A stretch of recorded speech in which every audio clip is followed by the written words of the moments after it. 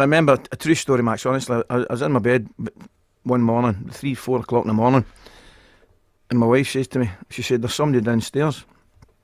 I said, what? She said, I'm telling you right now, she said, there's somebody downstairs. So I listened, and sure enough, I could hear somebody downstairs. Now, I don't know if you ever had that happen in your house, 3 or 4 in the morning, but it's not pleasant.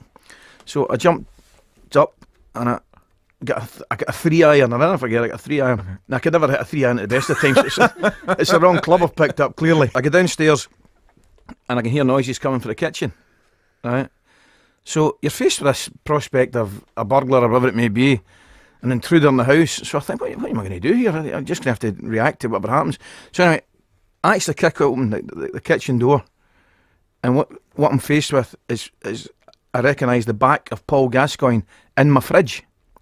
Now this is 3:30 in the morning. He doesn't even turn round, right? I say, Paul, what are you doing? He still doesn't turn round and tells me, I'm making a sandwich. I said, you're what? He says, I'm making a sandwich. I said, it's 3:30 in the morning. He said, I know. He said, but I woke up. Now remember, he lives in the next village.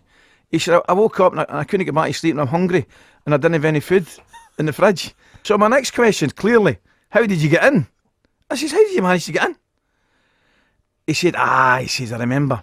He said, remember about 3 or 4 weeks ago, he said, you're on the phone, he said, to your missus, and you told her you left the spare key next to in a wee bag underneath the oak tree. He said, I remembered that and I just thought I'd come and use your key to make a sandwich.